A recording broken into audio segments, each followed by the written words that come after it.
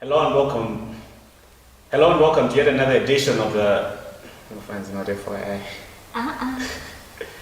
Hello and welcome to yet another edition of Peer Chat. Remember, Peer Chat is here for peer pressure, but Of the good kind. exactly. And today you're with me, Gary Samati, and my co-host Elita Soko. Now, today we would like to talk about a different issue than we have been doing in the past 2 weeks. We would like to talk about an issue that young people are mainly forced to maga bankani peer pressure, many kania independence, because we get to see young people having that bad peer pressure now, the one that peer chat doesn't give to young people. Exactly. By the way, yeah. So. Most young people get to move out when they're not ready, and also on the other side, most young people get to move out of their parents' homes when they like. I'm gonna move out more jedwa nene jonto. But you find someone is at 25, 28, maybe even 30 in some cases. Komano agumadalila the bread indiga my units okula bambwage gabena mayake. We would like kugagamina. Now we would like to talk about those issues, and joining us today we have Blessings Mpinganjira and Lawrence. I should have let them introduce themselves. But it's I okay. mean, it's all right. Yeah, it's okay. My name is Blessings in Pinganjira. Okay. There you have it. And here's I'm Lawrence Kumpa from Muzat Youth Organization. welcome to the show, guys. Peer Chat is a very, very, very relaxed program. We get to speak in whatever language we want to speak. Okay, not whatever language, because we can't use French, Tumbuga, whatever. Komano, you are all welcome to use English or Chichewa. Kani the expression, Kutiban Kani ya independence. What are your views? Elita, you've been quiet. I think I should start with you today. Oh, Yeah. okay, fine. I think in Kenya independence, even again, the Yovudirabo. It's not as straightforward as we think. For starters, but a lot of factors that come into play. Koyamba, culture. Yeah. Let's look at it this way. Nyamata, akamafika age jekuti seka wayamba kukwira ntchito, it doesn't matter really what age that is it. Komana mwina kupaja kuti akuzidalira yekha, kutopeza ndrama pa yekha, akutha kugula tizinthu tiwiri titatu chanchana. And if that guy comes kwamakolo and says, I think pano ndikakhale badeni yanga, makolo won't even blink most times. Sure, go ahead. Ndibwele ineyo. It'll be a problem. It'll be mafunzo mwina something mbili. Why? For instance, maka ikhale ije kuti kublanta utingwele zaidi. Say kaya makolo anga kukhala kuchilimba. And I say, ndapeza kanyumba mukolo, so I think ndofuna ndizele khala kunyumba. But the question is, why? Parents are so fast to let their boys go, and whereas girls you know, and I think mama's a good reputation and what you wear but just the idea you wake up uzitani, and why does that not apply to boys too? Anyway, that's an issue for later. Komano China. It could also be in the other way around. Kuti anyamada, some parents will say, "Kaishi na responsibility. Let's be fair." Pena baka anyamada mazakanga kama za chedwira hapo kuna makolo wa moto. Kuti you'll be able to live on your own and cook and feed yourself and clean. I was about to go against you until you mentioned cook and clean. Kani makaya na kama uzira jeiwe. Kama nyumba yo Dere umangoja noodles. musically na nyumba, that type of thing. So whereas for girls, actually kuti akaandika kitchen ngabwino wazija, it would actually be an organized place, but that's just me. Now, Lawrence, when do you think is the right time for someone to move out? Ndiyankhule nchija kuti amvese bwino. Kwambiri bwana. Yeah. Ndiganiza kuti mavuto ambiri achinyamata timaona ngati ndikovuta kuchoka mwa kupita kukhala patoka chifukwa chimunazo ndizimene tikumana nazo nthawi ndi nthawi.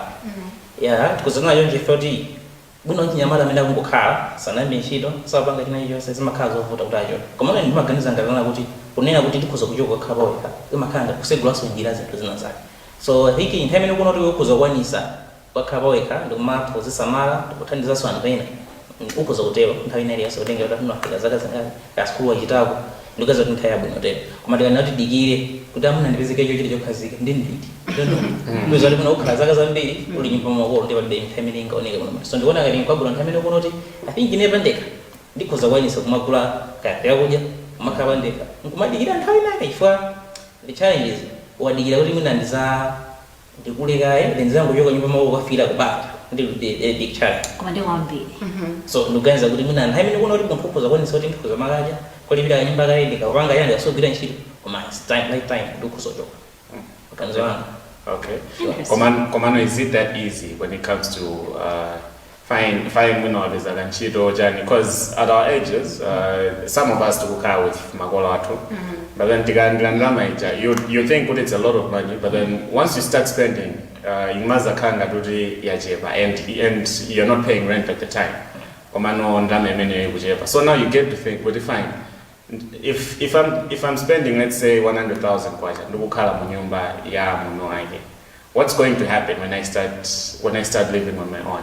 Like, should young people really have that pressure? Could they cause nabeza to find, then let me move out? Okay, for me, it doesn't really come with that pressure. So we should look at the other part of it. Magolo, then that pressure as in you're 27 years old. What are you doing in the house? You have to move out. Then of course pressure I think there's a komano ngati kumalawi kwa society yathu nthawi zambiri makamaka so mmene nene kuti anyamata wakulu wafika saka 25 ndio munthu wankulu besi la yamba ndivuzire kuno ali akulu iya izi zipitani nawo mu social media ina manena kuti yo 25 wakhala sitting room DSTV remote manja koma alembera text masten kuti masten DSTV adulapo sizona that pressure nthawi imachokera kwa makolo komanso mwina munthawi zina makolo atha kumvetsetsa kuti mwana wanga manja 50,000 kuti akakhale kasigwira komanso we should consider kuti achinyamata ina samakhala makolo awo amakhala achibale kholo lako mwina likhoza kumvetsetsa kuposa mwina munthu wachibale amene ukhala naye mwina akamva kuti amagwira ntchito amona ngati mandandamo ambiri it comes with the pressure of society. Could I damn cabin must stay in Pagavan? Well, they don't really know what are the issues that you're passing through. Because it's a lot of responsibilities. Yeah. You need to take care of the rent and all the bills around you. Yeah, this is one of the muntu when I take an affair, the Amanuakedinagi, Ola we get a blessed and I still have to keep my standard. Good look and it's not me, it's the pressure that is coming behind me. And I feel like Munaso Taizina and to I manage my car now, they create that pressure. Yeah. I love what you've said about blessers because I wanted us to go back to Zimene Elita Magamba, with the Magola Maona, with the Yamada I find at Umabida, Omaga and Sigan, and they become sort of protective. Protective, yeah. That's the word. Yeah. Should we say parents are justified? Kumana Budia, Sigan, it's too early for you. Because of Ganinga is an blessers, because there's in I mean, you as a girl, you move out, then you realize that the life that is out there is different, and then what are girls going to do? They start doing Zama blessers, Zama sugar daddy, by the way. In other words, should we say parents are justified? In a way, yes. Over the way things are happening in our respective areas where we stay. You actually see, you know, the cars, the sort of cars that are parked outside some houses. You're like, you know, not even no. I want visitors. I want that into Gamba. I feel like it's a matter of trust. Because it's not everybody who will turn to that type of life. You just say, standards are maintained, and just think whoever comes along and says, you know what, I'll give you money in exchange of this, in exchange for this, and you give in. It's not everybody. And 24 Siana. So it's a matter of trust even again. Besides, even if umuntu udade umusunge bakhomo. Ngadalotelo ndotelo basi. Basi azibanga. Blessa le yakampeza basically. Kaya mumusunga bakhomo kaya khala kukhala yekha. So justified, yes, not all the way through. Okay. In so I still feel the same way. Someone ngati she is going to do the same things even if you're keeping them nyumba mwabo. Maybe I feel like parents are a bit justified because let's say, okay, let me give you guys a scenario. Muntu, you're 21, you're getting maybe even 500,000 kwacha per month. Or 500, let's say 300,000 kwacha. It's money, as a young girl, you can move out of car. Yeah. And you think it's time. Is it really time just because you're able to get a lot of money? Should we say this person can move out and be able to make smart decisions with their life? Yes. Yes? Yeah. Okay. Okay, yeah, ndifuna ndiveke sanzo. Anthu akumuzi, ukapita kumuzi, umapeza mwana, nyamata kuna wazaka 21, akupita ukapeza nsikana wazaka 18, kapena amalaita mito, ndi ukakhala pamozi. Alibe china chilichonse, but survive. Umapita bekisogole. Nditi kunena munthu amene waphunzira kupita school kumana ndi anthu akhala ku university, akuziwa life imene makhalira. Ndichingavutire chake, ifasa makhala kumva makolo. Chikunjura munthu afuna zimange guide eka kuti aone kuti ndikamachoka lero kupita kisogolo mwangu okhala mtundu wanu. Fasa mteme ndikamangofera kuti atadi amama. Voto lima chitinga kawiri ndiona munthu wakhati kulandira ndalama. Umadali adi amama yakula play. Umazolowera wanu. Eti? Wena wakhati kuti wakhala paweka pachi. Umazola kudindo mamba pende pachi. Mano okay ngani nyimba manga muno ndibe chani. Nditi muna mwezi wa master play screen. Wena wakhati nyimba makolo cha screen kuone yasuka kumagaza maso. So ndugaza kuti zati wapaga yonchi munthu kanizo kuti ndiyambe kukhala pandika. That's a good idea. Okay. Yes. All right. He's got a point. It's a matter of practice. Practice makes perfect. Muntu, you have to learn how to stand by yourself. And you can't learn that while still relying on somebody else. You have to experience it. You have to be completely wake up. No, this is the end of the month. I will need to eat. I will need water. I will need mageti. I will need everything that a person needs in their daily life. And was it mambanga plan into one of these just ready? Is it taking? But you can't do that, as you say, it's a bread, mama Yeah. And in fact, at the end of the day, you're wasting your money on something silly. Instead of developing yourself, you're actually just wasting away. And ukakhaso kumanya makolo ina makuza ndrama zangu sizikundikhuza kufunga pakuno ndibanga ndezo sendizibanga amizi we ndrama zangu ngadala nyamata basiyamba mowa so nthawi imeneyo ndiyo yenye yanditu ifo sitingadikire okay palipoto limene machitika lina sindona kuti mwina makolo atisiye munthu linyuma unazola ukhanyi pa makolo kuti ukayambira life imene jawe nthawi yoti wanguchoka no nyuma makolo ifara mwalira nene ngayambe nepandeka zimakhasozopromote mwana limene cha because that's the right time. Because I'm already putting so take a visit school, right? Yes. Interesting. I remember you're watching PHat here on Times TV and Leroduga Independence. At what stage in one's life must they decide I need to leave when I wouldn't my bills I should be paying rent. We will dive more into these issues after the break. Keep watching. Welcome back to PHat. Remember, Lerodugambia Nankania Independence. As you saw before the break, if you're just joining us, that is basically what we're talking about today. And now we would like to dive into the issue of why do young people want to move out at all. I mean, apart from putting Kanye would go out in the Vuzavo, is one thing Montiwa needs to move out. Conscious, like every day looking into the mirror with him. It's time, yeah. Komano, like, why do you guys think that young people want to move out so much these days? Like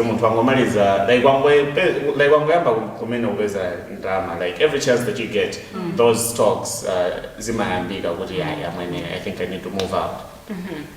The first thing I feel like it's the freedom Yeah. that we want. Yeah. I knew it.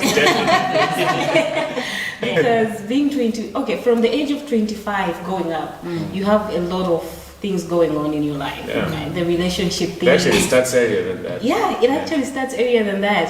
So I think mostly at 25 going up, Makaguti, like you have a lot of things now lined up. Mwina school, degree wapanga, and then now you're talking of marriage and everything. So it comes with that, I think it got kalendeka.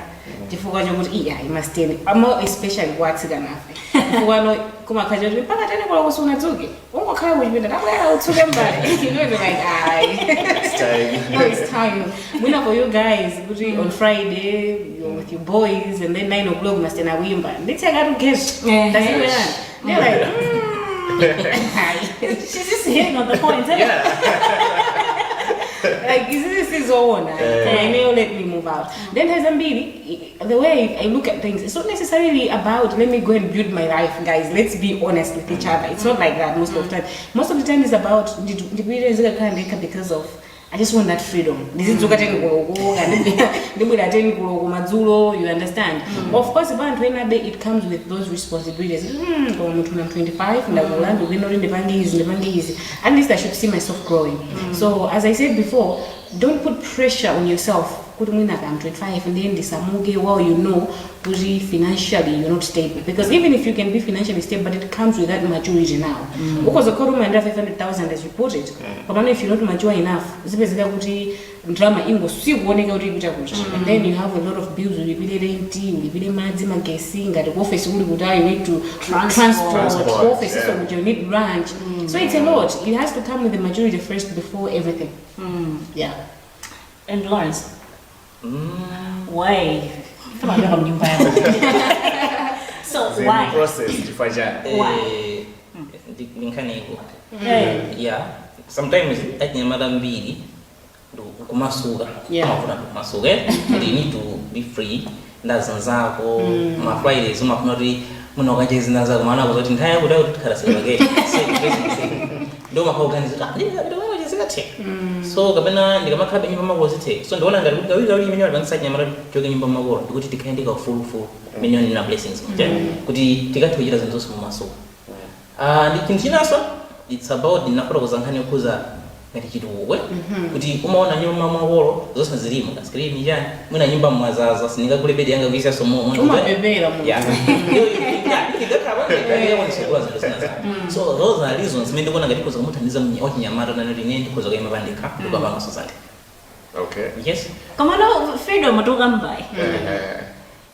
Kama mwoba makolozo.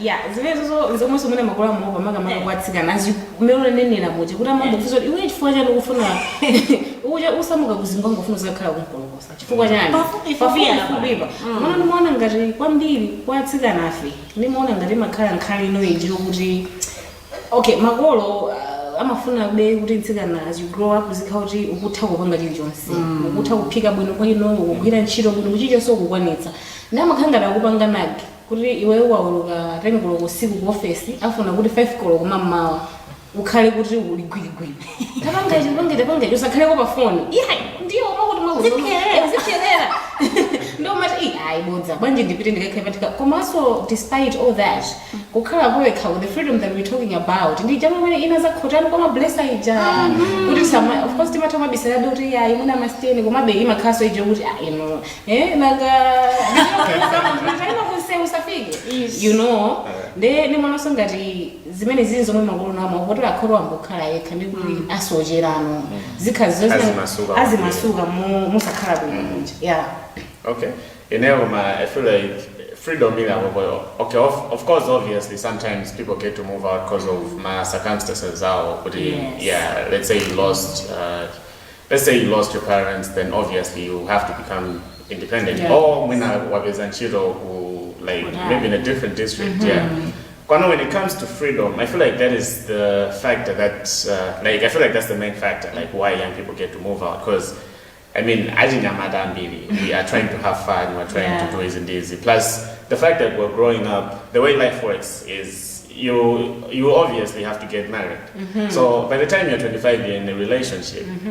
now kuti nozita natsikana kuti abwezi kunyumba ya makolo. I mean ndizina zake, so I feel like that also plays a huge factor into the issue of why young people get to move out before their time.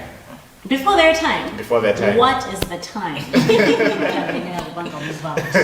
To me, guys, I feel like the best time, doesn't matter I feel like the best time to move out is when two things: when you are mature enough and when you're financially stable. Yeah. Like when you're able to get 200,000 kwa month. Being financially stable is I feel like it's something different. Like in a month, muntu ubeza 200,000 and you're spending money but most of us we get from whatever our salaries are timahassos timena pamabanga it's like it's like every day as she said, if you are working, you need transport to go to work, you need lunch, it's like you're working so that you can go to work. If you get what that means. It's like your transport, then lunch, if you have a girlfriend, girls are too demanding, but anyway, that's a story. I feel like that's the best time for one to move out. Because to me, it's also embarrassing, guys. But muntu abanga move out, those are and we've seen that happen. Yeah, we've seen it happen. Never I'm not abanga move out. Let's say we lunch. Azikaja kwa every day, which is embarrassing, guys. Like, why not just stay in the same house until the time is right? And when the time is right, that's when you're financially stable and when you are mature. And I think also mental readiness is something to consider. I think we just look at my physical factors. You know, the money. You're talking about fine, the majority is somehow mental, but also you should be able to, I don't know, say even what is saying it's no longer that stable and all that, I will still find a means I can sustain myself. You're ready. Is it? This is it. Ndikupita. Osarizo monga bagarizo osari. Mwasa monga bueno.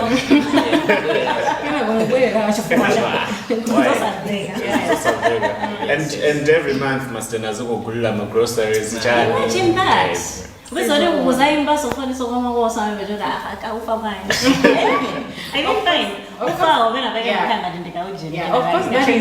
that is inevitable. Once in a while, you still call your mom and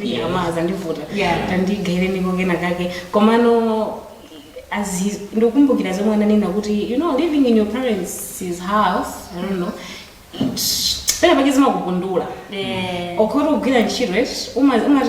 everything is already here. There's no need to put in this bit ulimbi zikagula mabeseni ajani zikagula na ukuthi nguloloya na ukuthi lemenone nena kuti bana bakoma ngofuna ukuthi ungulimba ntima anyway ndikukula muntu ne let me start building my own life. You can build your life in them munyumba mwa makolo komanso it helps a lot when you staying alone.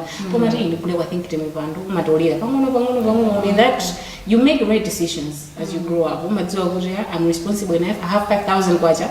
I need to budget. Otherwise, next thing it comes also with the money discipline issue.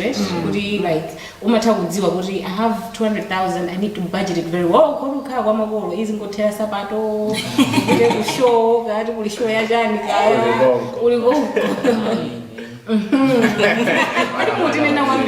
Just sitting on us. Okay, ndong fana ngongezera kuti rese muntu usunambe chito kuli nyumba magolo ko mulitete chako nde mwana nakuti uyo gabe nthayo indire ndi nthayo indire magolo ma yankwaso kwambiri so kwa mungu tisirama ngakanda ndevu yacha zo zimakanga tizorani zokoire so ndugeza kuti muntu ngati nyamara wena makhani maganizo na kuti ndingabange bwanyi choko akrosa kugina chito ndingaza mbiri zopesera ndo kwambiri so Yeah, actually, my phone and the young kids don't really. If you're 30 guys, You should be able to find a Hey, at least- least. at least to the at least find 50,000 kwacha in a month. I mean, you're Zintuzinas, it's allowed when you're maybe 18. 18, Yeah, 18. and there's some coming about social media. It says being poor, no, being broke stops at 25. You know how I'm not ending Maluzi Maluzi I'm at 25. Beyond 25, that's poverty. Many of us are poor, man. Most of us are poor. Yeah. Mundusungama Nagudi, you're what? Mundusungama Nagudi, you're broke at 27. No. Nah, that's poverty. Like living below the poverty line in Malawi. Yeah. So the other thing, it doesn't come with cinema good and chiroboka. Yeah. You're 30, find means of finding money because moving out it comes with the money. So ine naona so libena bangi voto limakhala kuti timatana na school basi palibe chomwe chikuchitika ndingokhala zimwe manena zinja fanya chake so makolo pena paka machikalipira tizinokola cheko fanya chake so makolo pena paka mafika no kuti topera muno kupata ngula zibongwe for 30 so ngafa so mauza master kuti go TV adulatu 8000 kwacha sizoona basi ungokhala kudzuka ungokhala master go TV adula ya bread simona si azito kufusa change cha dzulo chita chili kuti tandipatse change changa sizona nde at least be innovation mtu kumaona kuti okay bwanji mtayamba ka business yaka zimaoneka mwina pena pake za kodi kuna the swag thing kuti ndazinoona ngati kuti ndienda ndizigulitsa zipetene ndikuoneka koma kochipwa komuli nakoko tayambani pang'ono olosakhale kuti you're moving out koma as long as you're finding your own money in your parents' house You're showing kuti you have that yes zakuvuta koma usati ayi undi degree basi umangokhala ntchito yokusowa zochita ndi zambiri olontedza omwewo atsikana ukoza umapika umeka pakhomo anthu azigula wiki ikamati wapanga ka 10,000 kwacha ndikambiri kamene to start a life. Komato mwina ndopena vakeso tupanga overlook one important factor. Papa tukamba zokuti they start a business then, but let's look at the current environment that we're in. Is it that easy? Mene zilili panopa zinthu to actually for muntu wachinyamata to actually set up a business, a lucrative business, yokuti they will be able to sustain their lives and move forward. Ngezopheka bano? I feel like it's a bit hard to start a business. Komano, I cannot be convinced that it's hard for a young Malawian to find at least kandama ganaga in a month. Yeah, at least kandama ganaga in a month. Komano fudo like it's the standards that we have, the way we want to live our lives. Munduta kama maluzi wambi Peter Bajani, pa Queens, pa line, pa minibus, uzika idana ma minibus. And pajama pasidwa drama. Koma, how many young people would do that? Komato that's illegal, guys. I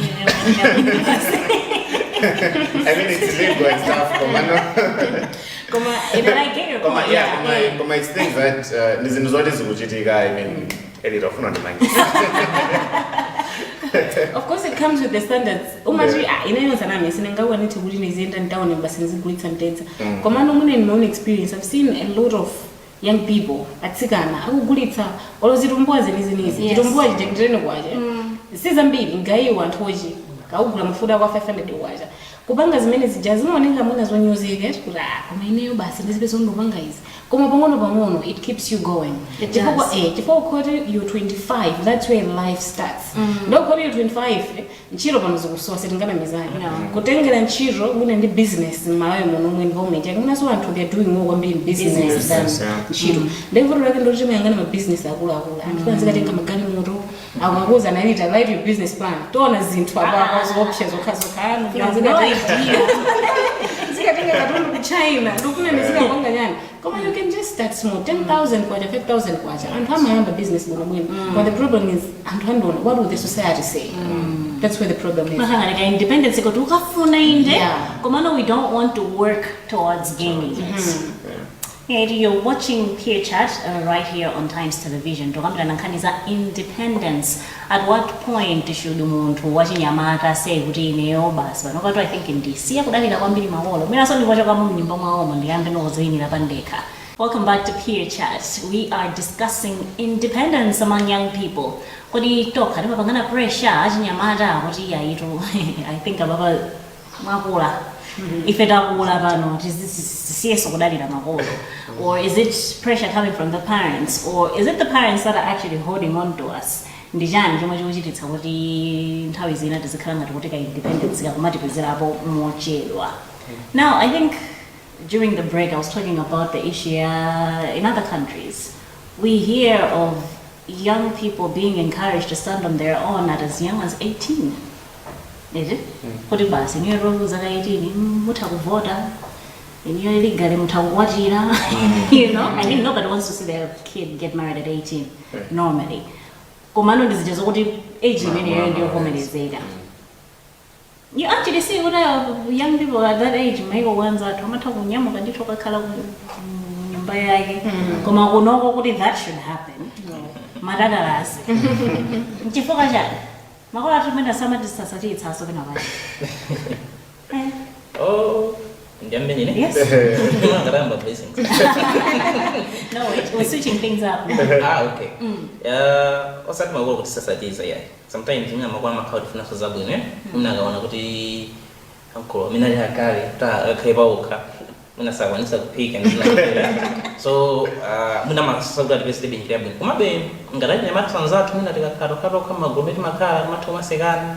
Inko mugula. Nimba makola mpaka nane. So zinongada zimene jazima twangisebe kuti mina dai. Ndibindi sikachikaze khade mwife. Kumabe sijifu. Sasa iti kuti ngati tikukwanisa kuti tikhoza ukadya ukalipira nyumba yende ndikumatha kuzivera nkuine kutotera. So satengereka makola kuti bwanji koma ngati fetu kuno tikhoza kwanisa kutera. Tini titeba. Blessings, do you share that thought?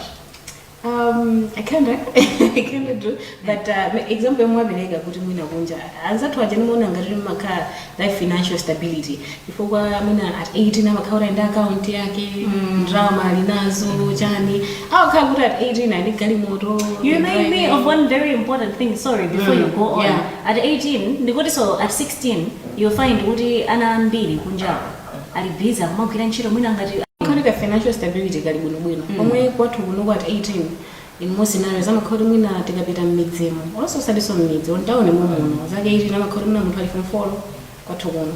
Ukubwereza follow mwina uli form 3 imene ndiye kuti uzafike kuti wafika follow wa ngati uni mwe kupita ku school za ukachenje days wapanga. Izakhuluna zaka ka 28 ndiye ku university nthawi zambi umakhautiso ndrama simakhajuti yogwirika bwino kupeza kandrama kuchepa upangire mabuku ka upangire nyani chifukwa chake sema pesa kuti timapeza kuti zaka mwina 29 mpomwe nokuyamba nchiko masona khazikike bese ungazimire so paweka then muona ngati chabuno chisasati of course chimakwena so chimakanga chisasati kuti mwana wangayo iyayi bodza sangakhale yekha eno ngale sangaphika zikagone ndi Kwanendo vangataki. Kazikagone ndi njala sangaphike yekha komanso bena zimakhala kuti kodi mthumba mwathu muli bwanji ukamaliza skulu yo umakhala kuti ukuli line yana mwana wena wakwana ali form 3 afuna fees makolo afuna fertilizer ndizo sezijoka ziwerengera pamodzi umati koma tesizile mwana kulilongwe mwana unlike blanta kulilongwe manyumba yake ndo dula and transportation yake choma bini pa saa 3 kuti ufike kumwe kupita ndoka welenga sezichomati ayi koma mwina bwanji ndibakhala nyumba mama yangamo kuti fertilizer azipita be kumudzi kulanda zoti yaya ali town akugwira I think you raise a very important issue.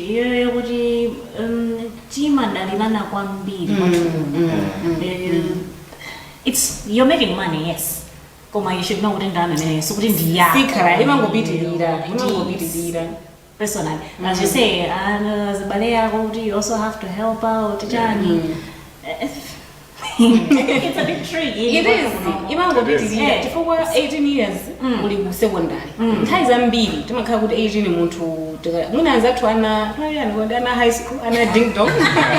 Akakhala kuti muna 18 ka form 5 komano ena feel kuti you know ana mugeto 18 wakhala kuti tolimba nabe ndi form 4 komano kukati uyangane kumbuyo kuma responsibilities mbwe angola afuna ka ndabe yochipatala wina afuna fertilizer nde kukhala pawekha kujaso kumaza vuta anotsopano ndizizima bizoti basi mwana mangoso mangobwereraso kuti mina ndikondi kuno ndizichepetsa mwana ndama kaza rent kaza chani kuno kandama kochepaka ndizingoti eni yo fertilizer ina yanga komano ma responsibilities family menya tili yangu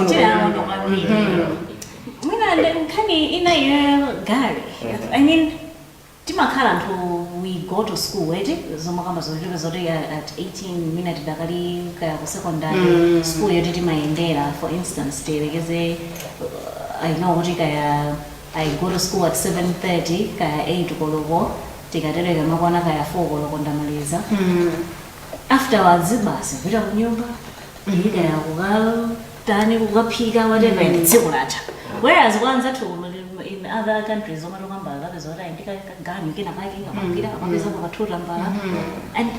if we're young and we just expect everything will be handed to us.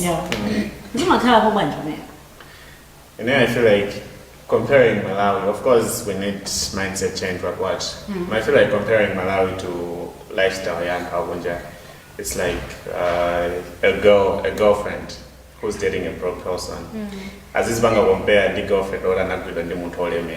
As in Gomzamamuna, you would say, I feel like that's how it is with Malawi. I mean, our circumstances, no siana wambili. Amagamankania education, at 18, Mutuka, Ulimba and Form 4. Then Ulimba Form 4 age, that's Munama is well, you're 18 if you're lucky. Then muna 2 years, like our delays. Mututoka 2 years, like Antuangapo, they've been like after writing Form 4, Anakalabo holiday 2 years without doing anything. College. They imagine, let's say muna napos at 20 points, which are very good points. Komano, myself from 4, go to Bidego College. You've waited for 2 years just to apply. Then Uzabanga players as I would engage. So that's like an extra, like a third year now, Usagano School, Kusaudenga University of Malawi. So that also is a factor. With you've wasted 3 years of your life. By the time we know Gamaza Middle College, you are 22. Ugamba College at 22. Umali Zamina at 25, 26. I get that. Your life, you're studying it at 25 if you're lucky. Not even at 28. I get that. But my point is, say 2 years. Sitting up, there's a way of empowering young people to be innovative and think, Ababa and Andy Tawanga set up some sort of way business to find a little money, Okay. Now, with that, and as that Tawunja, as well as Chiro Ngadi Mawetas. Now, look at Mawetas. The list, how many restaurants do we have in Can I say, are you saying, can I offer my neighbor, say, Mulindi's over as Ojapa? kuti kwa mai ndabambo kuti banja nditweze kuti yana unola ndofuna ndichape akuyangana kuti awatandanda banja to menoli wewe zina kufunoza chapa zovala kwa ine kuti zatani kuli kuna business mai kuti ndiwachikulire wakuchilimba uzozota uyuyu achapa bulubulo zikhabule olo ineyo ndinene kuti ndikufuna ndingokhala ndofuna mune ndiyambe ntchito ya nyumba akuyangana kawiri katatu kuti ayi uyu mwina ndizijana mazamba kumva kuti ya izinto sizikuyenda bwino mwakuti pamene pakuyenera kubwera mindset change because ngati apopo zomwe tikukamba zomwe ukunenazo zokuti aziganiza going way far and beyond thinking like that. Come on. We actually do things for other people, maybe in our communities, that we do for free. I think because of our culture, things like babysitting for your neighbor. Yeah. Kwanza true, people actually do get paid for that. Business, business,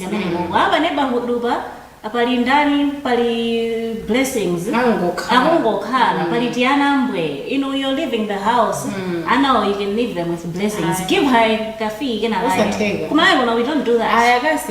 School charity is nice. Being charitable is nice. Let's now start thinking in a way, you know what, let's help this one. And at the same time, you should be able to say, I'm doing this, I should be able to benefit from it. I should profit from this, The younger organizers are in that type of way. Yes. If you go office kwatu, that youth organization, the program will make sure that young women empowerment. Poyamba mimi maipanga, tena ngulekeza kuti mina zibwera khala sika mina nakasuda mimi. Kumasaba ngasujidi yose. Then tinkati muzoka mabwera ochepa. Tuna aliyensa mina unataka kuza kwanisa kuza mabwera. Ndio namba bwera na wasika na ndena ndena oli muna naimba mesa form 4. Mina naba nga certificate na masagira nshito. So mabwera.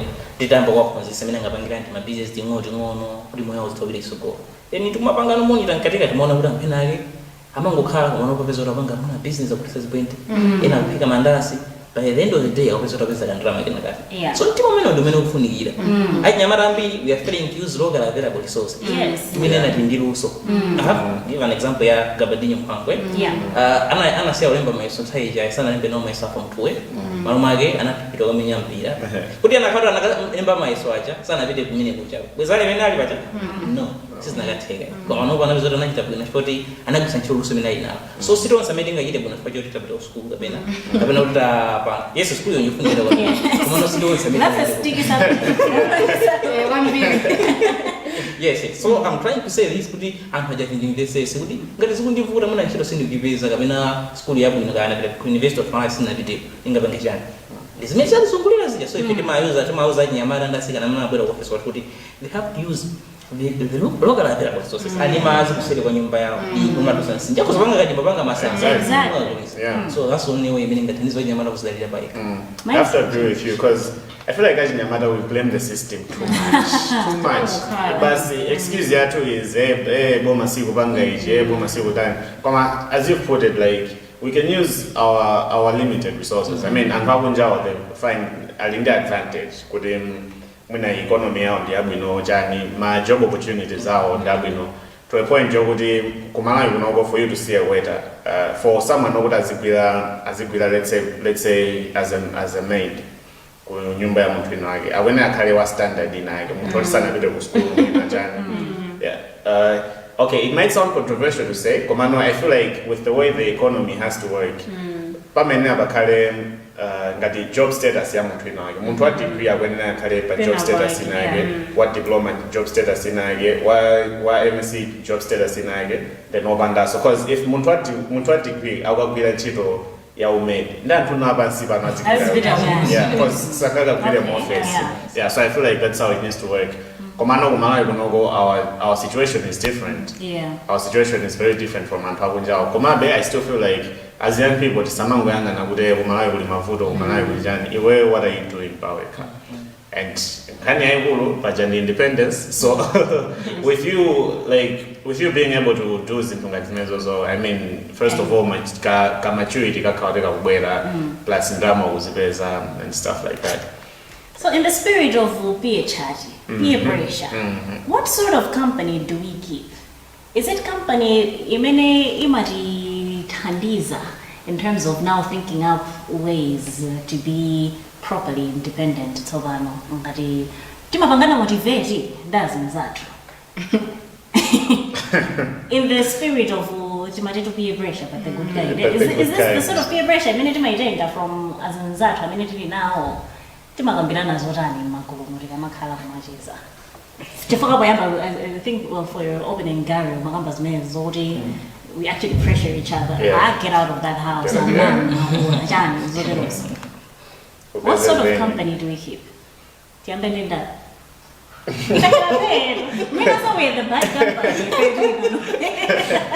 think I can take that one. I feel like most of us still in the company in IDOC, the good and the bad. Okay. Sometimes you get to like chill with someone and conversation is you know. But sometimes you get to chill with someone as well and conversation is kind for you. I mean, as a users into this is with anything in your life. And also, Bankania company, I feel like we just look at our friends and whatnot. But my name, I feel like the person that can have the most influence on you is who you're dating. Your girlfriend or your boyfriend. Because and if we're in a lot of relationships. Also not in this way. For me, I was like, wow. I just mean young people to Banga's ways. Like almost 30 years at these days, and that person in most relationships, that's the one you get to talk to almost every day. If you have a problem with that person has to be good company. If because that person has the, like, I need power yokubanga influence yokubanga chintu china chake. If I'm dating a girl or she wants kuti azibwera kwatu as basi, you know, like she wants to have fun in her boyfriend's house while I'm staying with my parents, and the man says only when they move out decide ready, then depends what I'm living every day no more broke. As if on a soldier was up, that's a girlfriend allowance. Exactly. So sometimes tikamanga so za company tizuona kuti what sort of company are you dating. Yeah, so to answer your question, I feel like we have both the good and the bad. Muntu pawe kanu, you just need to decide kuti okay, I think this bag hang out there. It's not always that easy, to be honest. But I think ababa sonde mapeto kwa program imene ngomatisa napita, I think each of us atoka ndi modern atakitotsilizira. Let's start with you, Lawrence.